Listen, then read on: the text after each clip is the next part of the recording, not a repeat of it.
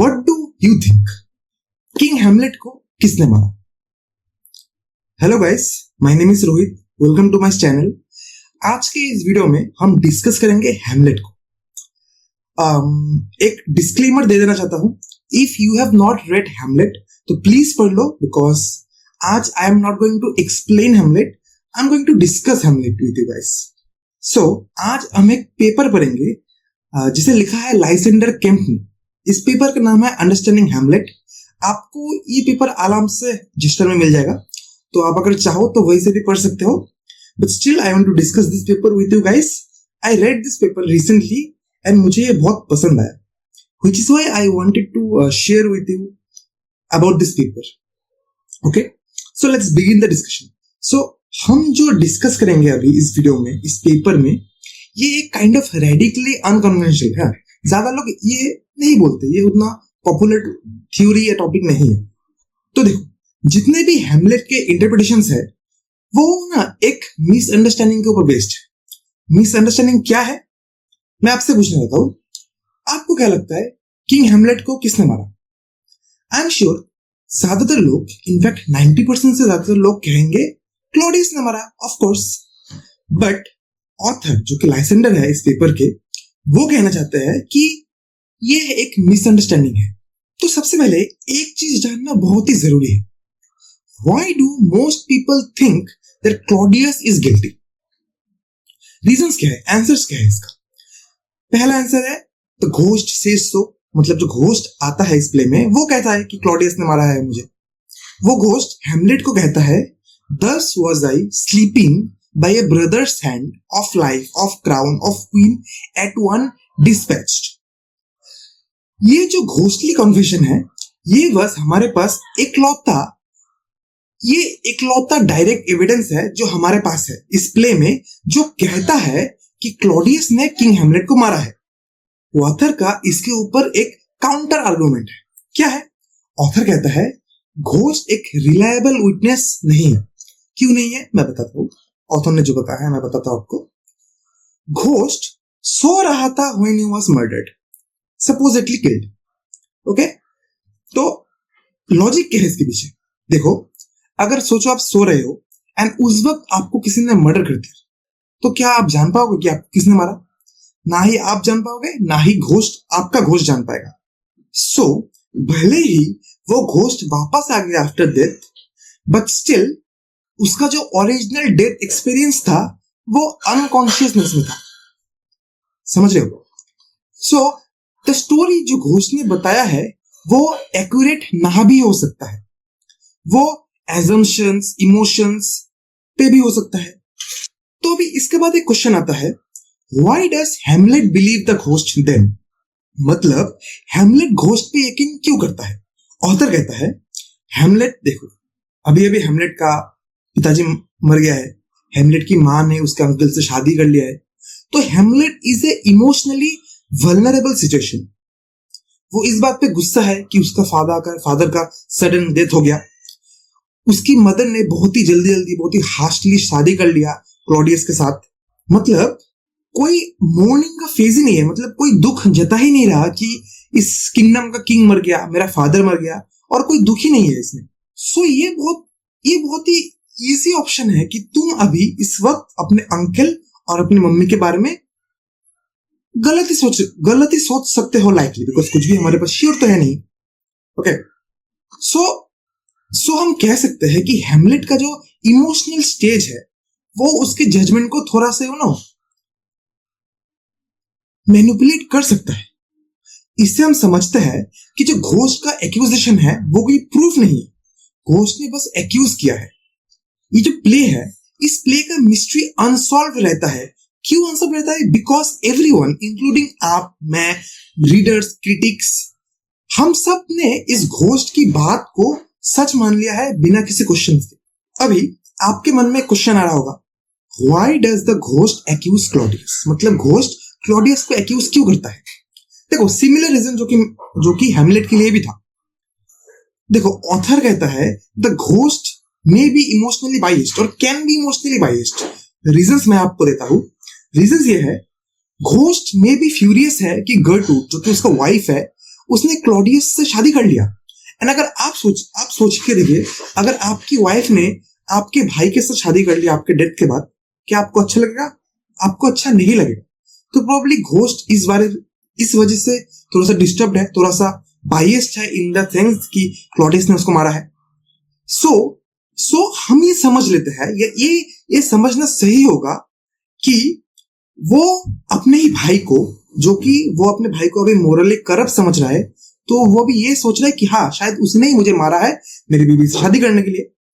तो लेकिन ऑथर कहते हैं ये जो घोस्ट सोच रहा है ये शायद गलत भी हो सकता है ना। हो सकता है घोस्ट को क्लॉडियस ने नहीं मारा है, पर वो सोच रहा है कि क्लॉडियस ने मारा है जस्ट बिकॉज क्लॉडियस ने गर्टूड से शादी कर लिया है। सो हम ये कह सकते हैं कि घोस्ट बिट्रेड फील करता है, डिसऑनर्ड फील करता है। सो वो अपने अंदर के इमोशन को ओवरपावर कर देता है, जस्ट लाइक हेमलेट भी कर देता है। सो इससे क्या समझते हैं? इससे हम ये समझते हैं कि शायद ये घोस्ट इंटेंशनली झूठ नहीं बोल रहा है, but may be similar to Hamlet इसका जजमेंट भी थोड़ा सा क्लाउड हो चुका है, थोड़ा सा धुंधला हो चुका है, थोड़ा सा मैनिपुलेट हो चुका है। किस वजह से? By grief, pride and rage. समझ गए? आगे बढ़ते। तो अभी अगर आपने हेमलेट को बहुत ही अच्छे से पढ़ा है तो आप मुझसे पूछेंगे then what about the play within a play scene, मतलब वो वाला सीन जब हेमलेट एक एक्ट करता है, जब हमें पता चल जाता है कि हाँ शायद क्लॉडियस गिल्टी है। पहले हम थोड़ा सा सीन को समझ लेते हैं। हेमलेट क्लॉडियस को बहुत ही अच्छे से वॉच कर रहा है, क्लोजली वॉच कर रहा है। तो ये जो सीन हेमलेट दिखा रहा है, ये सीन सिमिलर है उस सीन का जो घोस्ट ने हेमलेट को बताया है। घोस्ट ने बताया है कि मर्डर कैसे हुआ है, कैसे हुआ है। पॉइजन को किंग के ईयर में डाल दिया गया है, किंग के कान में पॉइजन डाल दिया गया है। ठीक है, तो इस प्ले विद इन प्ले में हम क्या देखते हैं? जो एक्टर है, जो किंग का नेफ्यू बना हुआ है, वो किंग को मार देता है। मतलब देखो दोस्तों, किंग का भाई किंग को नहीं मारता, किंग का नेफ्यू किंग को मारता है इस प्ले में। और जो एक्टर है, जो हेमलेट प्ले कर रहा है, जो किंग को मारता है, वो बहुत ही लाउडली व्हिस्पर करता है, this is one Lucius nephew to the king. समझ गए? तो इसका इंटरप्रिटेशन क्या है? हेमलेट के जो वर्ड्स है वो उतना सटल नहीं है, वो काइंड ऑफ थ्रेटन कर रहा है क्लॉडियस को। कह रहा है क्लॉडियस, ये जो एक्टर है ये मैं हूं, यानी I am the nephew and I plan to kill you. So इस वजह से Claudius doesn't just run away because he feels guilty. The author says instead he runs because Hamlet has been acting dangerously. मतलब हो सकता है Claudius को लगा हो कि हेमलेट पागल हो चुका है, हेमलेट अपने फादर के डेथ पे पागल हो चुका है और वो मुझे मारना चाहता है। उसको लगता है कि मैं ही शायद उसके पिताजी को मारा है और इसीलिए वो मुझे मारना चाहता है। दिस इज अ पॉसिबिलिटी, हो सकता है कि नहीं दोस्तों? आप सोचिए इसके बारे में। सो इससे ऑथर ये बताना चाहता है कि जो क्लॉडियस का एग्जिट है वो मे बी एक डायरेक्ट प्रूफ नहीं है उसके गिल्ट का। मे बी उसका फियर है कि वो हेमलेट से डर रहा है, हेमलेट के मैडनेस और हेमलेट के हॉस्टिलिटी से डर रहा है। सो ऑथर क्या कहता है? ऑथर कहता है हेमलेट जो कि इमोशनली इन्वेस्टेड है अपने फादर का बदला लेने के लिए, वो मिसरीड करता है Claudius fear as guilt. And as audience, हम जो कि हेमलेट के पर्सपेक्टिव से गाइडेड है, हम भी उसी ट्रैप में गिर जाते हैं। ओके, अभी एक बहुत ही इंपॉर्टेंट सीन के बारे में बात करना जरूरी है। Act 3 scene 3, the prayer scene, जहां पे क्लॉडियस कॉन्फेस करता है कि हाँ, oh my offence is rank, I smell to heaven, it had the primal eldest curse upon it, a brother's murder. So ये एक क्लियर एडमिशन ऑफ गिल्ट लगता है ना दोस्तों? लगता है कि क्लॉडियस कह रहा है कि हाँ मैंने अपने भाई को मारा है, मैं ही गिल्टी हूं। लेकिन ऑथर जो है, ऑथर इसे एक्सप्लेन करता है किसी और तरीके से, मैं आपको बताता हूं कैसे। सो ऑथर कहता है ये इकलौता सीन है जहां पे क्लॉडियस एडमिट करता है अपने गिल्ट को।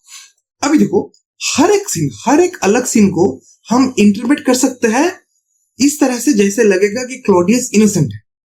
बस ये अकलौता सीन है जहां पे हम इंटरप्रेट कर ही नहीं सकते कि क्लॉडियस इनोसेंट है। सो ऑथर कहता है क्या तुमको ये सस्पिशियस नहीं लग रहा है कि हर एक सीन जहां पे आपके पास एक ऑप्शन है, सोचने का कि हाँ Claudius may be not be guilty. वहीं पे एक ऐसा सीन आ जाता है अचानक से, बस एक ही सीन मूवी एक्ट 3 सीन 3 जहां पे हम श्योर हो जाते हैं कि क्लॉडियस गिल्टी है। Isn't this a suspicion? So so author जो है वो एक बोल्ड स्टेप लेता है इसके पैटर्न में। वो क्या करता है, वो हेमलेट के एंट्रेंस को थोड़ा सा जल्दी कर देता है उस सीन में। मतलब मैं आपको समझाता हूँ। इस सीन में क्लॉडियस अकेला है, उसको पता नहीं है कि हेमलेट आ चुका है और सुन रहा है। हम क्लॉडियस को लगता है कि वो सोलिलोकी में प्रे कर रहा है, अपना गिल्ट एडमिट कर रहा है। ऑथर क्या करता है, ऑथर बोलता है कि तुम इमेजिन करो कि हेमलेट सीन में पहले आ चुका है एंड क्लॉडियस ने हेमलेट को देख चुका है।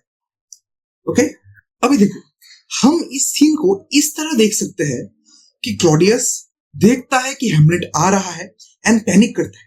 पैनिक किस लिए करता है? क्लॉडियस ना जानता है कि हेमलेट अनस्टेबल है। जो प्ले था वो एक क्लियर वे है एक्यूज करने का कि हाँ क्लॉडियस, आई नो कि तुमने मेरे फादर को मारा है और मैं भी तुम्हें मार डालूंगा।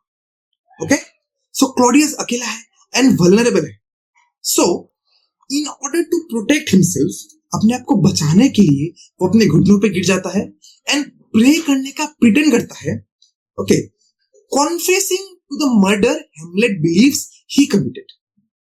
तो अभी आप पूछोगे, why would Claudius fake a confession? अगर क्लॉडियस ने किंग हेमलेट को नहीं मारा है तो वो कॉन्फेशन फेक क्यों करेगा हेमलेट को बस दिखाने के लिए? देखो, हमने इस सीन को कैसे इमेजिन किया है कि क्लॉडियस ने हेमलेट को आते हुए देखा है। सो क्लॉडियस को पता है कि हेमलेट आसपास है एंड हेमलेट शायद उसकी बातों को सुन लेगा। He might ओवरहियर। सो वो चाहता है कि हेमलेट सोचे, oh yes he is praying and I won't kill him now, it won't count as a revenge. मतलब हेमलेट ये सोचता है ना, इस सीन में एक्चुअली एक सीन है, एक्चुअली इस सीन में ये होता है कि हेमलेट सोचता है कि क्लॉडियस अभी प्रे कर रहा है, if I murder him now वो तो स्वर्ग में जाएगा, ही विल गेट हेवन, सो अभी मैं उसको नहीं मारूंगा। ओके, सो कह सकते हो कि ये जो क्लॉडियस का आइडिया है it works. Hamlet sees Claudius praying and चला जाता है saying he will kill him later. तो अभी आई एम श्योर आप सोच रहे हो कि भाई तू इतना सब बोल रहा है क्लॉडियस इनोसेंट है, ये राइटर लाइसेंडर भी ये बोल रहा है कि क्लॉडियस इनोसेंट है, हम सीन्स को टेम्पर कर रहे हैं ये बताने के लिए कि क्लॉडियस इनोसेंट है, तो तुम बताओ कि ये मेन मर्डरर है कौन? किसने रियली किंग को मारा है? तो जो राइटर है वो कहते हैं it was Horatio who killed king Hamlet. Shock मत होना दोस्त, इससे और अच्छे से एक्सप्लेन करता हूं। तो सबसे पहले हम बात करते हैं मोटिव के बारे में। मोटिव क्या हो सकता है? तो ऑथर कहता है जो मोटिव हो सकता है वो है सबसे इंपॉर्टेंट एंड डेडली मोटिव, जो कि है एम्बिशन। एम्बिशन क्या हो सकता है इसमें? दोस्तों, these are all possibilities, okay? Horatio wanted to rise to power in Denmark. तो मे बी हम इसे ऐसे देख सकते हैं कि होरेशियो ने किंग हेमलेट को मारा है, मार के उसने क्या सोचा है, प्रिंस हेमलेट किंग बन जाएगा। प्रिंस हेमलेट जो कि यंग हेमलेट है वो किंग बन जाएगा, और होरेशियो जो कि हेमलेट का बहुत ही क्लोज दोस्त है, आपको पता है अगर आपने पढ़ा है तो, उसको बहुत ही हाई स्टेटस मिलेगा उसके दोस्त की वजह से, हाँ, and key position in the new court. Okay, so जब ये प्लान खराब हो जाता है एंड क्लॉडियस किंग बन जाता है, तब होरेशियो हेमलेट से क्लोज रहता है, waiting for his second chance, एक दूसरे मौके के लिए वेट करता है। ओके, आगे बढ़ते हैं, इसको और थोड़ा समझते हैं। देखो, ऑथर ये मानता है, ऑथर इन लाइसेंडर, ऑथर ये मानता है कि होरेशियो ने किंग हेमलेट को मारा है exactly the way the ghost describes, मतलब कान में जहर डालकर मार डाला है। ओके, अभी ऑथर कहता है घोस्ट जो है ना, घोस्ट ने पूरा फैक्ट को राइट बताया है, बट शायद से miss identified the killer. Ghost को लगा ये क्लॉडियस है out of anger and assumptions, जो कि मैंने आपको पहले से बता के रखा हूं। हो सकता है उसका एक प्रेजुडिस है कि कोई मेरी बीवी से कैसे शादी कर सकता है, इस टाइप का थिंग। सो हो सकता है उसने होरेशियो की जगह क्लॉडियस को सस्पेक्ट कर लिया एज ए मर्डरर। सो इससे क्या समझते हैं? इससे हम ये समझते हैं कि होरेशियो ने अपने काम को बहुत ही साइलेंटली और बहुत ही स्किलफुली कर दिया। अभी अभी ऑथर और थोड़े क्लूज देते हैं। कौन से क्लूज? पहला क्लू है होरेशियो का कन्वीनियंट सर्वाइवल। देखो, जैसे ही प्ले खत्म होता है, ज्यादातर इंपॉर्टेंट सब लोग मर जाते हैं except Horatio and Fortinbras. So हम जैसे जानते हैं, Horatio ends up in the position of influence, मतलब he is trusted to tell the story and वो ही जाके हेमलेट के डाइंग विशेस को फोर्टिनब्रास को बताता है। एंड प्रोबेबली ये मान सकते हो कि he becomes Fortinbras ally and gains political weight. Obviously अगर तुम इकलौते जो किंग होने वाले थे हेमलेट, उनके दोस्त हो, एक बहुत ही ट्रस्टेड पर्सन हो, तो ऑब्वियसली फोर्टिनब्रास भी तुम्हें एक अच्छा पोजीशन दे देगा। तो अभी ऑथर पूछता है, इज दिस जस्ट कोइंसिडेंस? देखो ऑथर ना और भी थोड़े से एविडेंस देते हैं। दूसरा एविडेंस वो देता है जो कि है suspicious early behaviour. Act on scene 2 में जब हेमलेट होरेशियो से मीट करता है, हेमलेट होरेशियो को पहचान नहीं पाता। हेमलेट क्या कहता है, होरेशियो और do I forget my self. ये एक अनयूजुअल बिहेवियर है, बिकॉज हमें कहा गया है इन द प्ले, हम जानते हैं कि वो दोनों एक बहुत ही करीबी दोस्त है जो विडेनबर्ग में पढ़ता है। तो ऑथर इसे कैसे इंटरप्रेट करता है? ऑथर कहता है होरेशियो शायद बहुत टाइम तक गायब था। पॉसिबली कहां पे गायब था? Possibly he was there murdering king Hamlet and setting his plan in motion. Okay, समझ गए? आई होप समझ गए। आगे बढ़ते हैं। एक और एविडेंस है Horatio's denial of the ghost.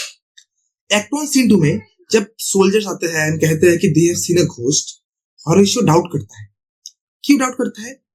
क्योंकि अगर तो घोस्ट सच में आ गया, घोस्ट शायद ट्रुथ को रिवील कर सकता है कि होरेशियो ने मुझे मारा है। लेकिन वो जब घोस्ट को देखता है, वो क्या कहता है? वो कहता है it harrows me with fear and wonder. और ऑथर सजेस्ट करता है कि होरेशियो डरा हुआ है। किस बात से डरा हुआ है? कि शायद घोस्ट को सब पता है कि होरेशियो ने ही किंग को मारा है, और इसीलिए वो ट्राई करता है कि हेमलेट को इस घोस्ट से दूर रखे। और वो कहता है ना हेमलेट से, what if it tempt you towards the flood and draw you into madness. और भी एक एविडेंस है जो कि पोस्ट घोस्ट स्पिन कंट्रोल, मतलब देखो समझा हूं मैं आपको। होरेशियो ना बाद में हेमलेट के वर्ड्स को कहता है वाइल्ड एंड व्हीलिंग, मतलब वो ऐसा सजेस्ट करने का कोशिश करता है कि हेमलेट डिल्यूशनल है। लेकिन जैसे ही हेमलेट कह देता है कि घोस्ट ने मुझे बताया है कि क्लॉडियस है मर्डरर, होरेशियो रिलीफ फील करता है क्योंकि घोस्ट ने गलत इंसान को ब्लेम किया है। अभी होरेशियो का मर्डर बहुत ही सेफली, बहुत ही इजीली पिन हो चुका है किसी और के ऊपर, एंड हेमलेट क्लॉडियस को मारने जा रहा है, जो कि परफेक्टली फिट करता है होरेशियो का प्लान। अभी इसका फाइनल आउटकम क्या होता है? देखो, क्लॉडियस एंड हेमलेट दोनों मर जाते हैं। होरेशियो इकलौता मेजर डैनिश कैरेक्टर है जो अभी तक जिंदा है। फोर्टिनब्रास आता है एंड फोर्टिनब्रास भी होरेशियो को ट्रस्ट करता है। Horatio becomes the official narrator of events and thus controls the story everyone will believe। ये जो हेमलेट का इंटरप्रिटेशन अभी हमने किया, जो राइटर ने लिखा अपने पेपर में, ये एक रिवेंज ट्रेजेडी को एक पॉलिटिकल थ्रिलर में बदल देता है, जहां पे एक इनविजिबल विलेन है। अभी चाहे आप और मैं एक्सेप्ट करूं या ना करूं, लेकिन फिर भी ये जो ऐसे है, ये ऐसे कुछ ब्लाइंड स्पॉट्स को एक्सपोज करता है, ठीक है, रीडर्स को इनकरेज करता है थोड़ा सा कैरेक्टर मूवमेंट को रिकॉन्सिडर करने में, एंड रिवील करता है कि जो मोस्ट लॉयल कैरेक्टर्स है, साइलेंट कैरेक्टर्स है, they might have the most to gain. तो देखो इस पेपर का मेन पॉइंट क्या है? मेन पॉइंट ये है कि everything in Hamlet now makes sense once you stop believing Claudius is guilty. देखो ओरिजिनल प्रॉब्लम क्या था दोस्तों? देखो ट्रेडिशनली रीडर्स एंड क्रिटिक्स एक क्वेश्चन से स्ट्रगल करते हैं। कौन सा question? Why does Hamlet delay? मतलब अगर हेमलेट श्योर है कि क्लॉडियस ने उसके फादर को मर्डर किया है, वो इमीडिएटली एक्ट क्यों नहीं करता? और इस क्वेश्चन की वजह से बहुत सारे kinds of psychological and literary theories हम डेवलप होते हुए देखते हैं। तो आज के दिन हम जो इंटरप्रिटेशन पढ़ रहे हैं, अभी हम जो इंटरप्रिटेशन समझ रहे हैं, इसमें हम समझते हैं कि जो डिले है वो लॉजिकल है। क्यों लॉजिकल है?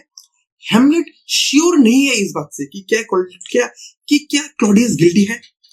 घोस्ट जो है, घोस्ट सीरियस एक्यूजेशन लगाता है, no doubt, I know, obviously we know, but she is a spirit, not a witness.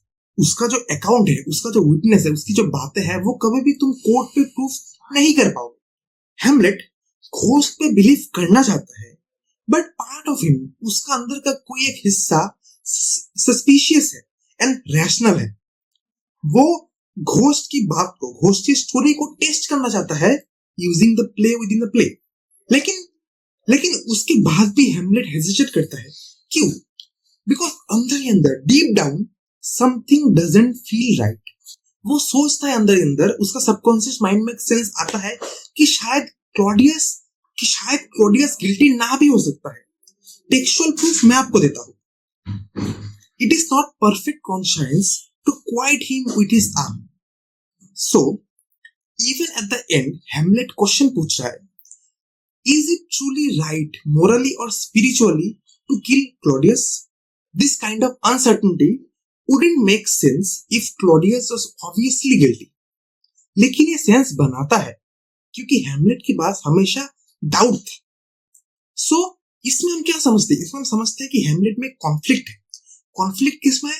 False fact में, जो कि घोस्ट का एक्यूजेशन है, and his inner sense of truth, जो कहता है समथिंग्स ऑफ, कुछ तो सही नहीं है, कुछ तो मैं मिस कर रहा हूं। सो अल्टीमेटली प्ले का ट्रेजिक आयरनी क्या बन जाता है? हेमलेट ऑपरेट्स अंडर अ डिल्यूशन। वो एक इनोसेंट मैन जो कि क्लॉडियस है उसको मार डालता है एंड खुद भी मर जाता है। एंड होरेशियो जो कि ट्रू मर्डरर है, वो सरवाइव करता है एंड पावर भी पा लेता है। अभी ऑथर हमें एक वार्निंग भी देता है। किस बात का warning? Avoid the Hollywood mindset. देखो, हमें ना ट्रेन किया गया है मूवीज के जरिए और स्टोरीज के जरिए टू एक्सपेक्ट जस्टिस।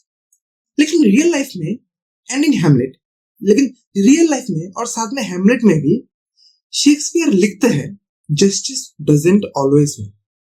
ये जो प्ले है, ये प्ले हमें एक क्लियर विलेन नहीं देता है एंड तक। इंस्टेड ये हमें chaos देता है, कंफ्यूजन देता है एंड मोरल एम्बिग्यूटी देता है, जस्ट लाइक रियल लाइफ। तो इसी के साथ हम ये एक्सप्लेनेशन, ये डिस्कशन खत्म करते हैं। बट एक की पॉइंट जो मैं आपको देना चाहता हूं दोस्तों, ये सब एक इंटरप्रिटेशन है। अगर सोचो आप कोई आंसर लिख रहे हो, लंबा आंसर 20 मार्क्स का, तो आप में भी इस इंटरप्रिटेशन को डाल सकते हो एज ए रेफरेंस। ओके, आप चाहो तो इसे मेन वेबसाइट से पढ़ सकते हो, जेस्टर से पढ़ सकते हो। बहुत ही अच्छा एक पेपर है, लाइफ सेंटर के द्वारा लिखा गया है, आप पढ़ो।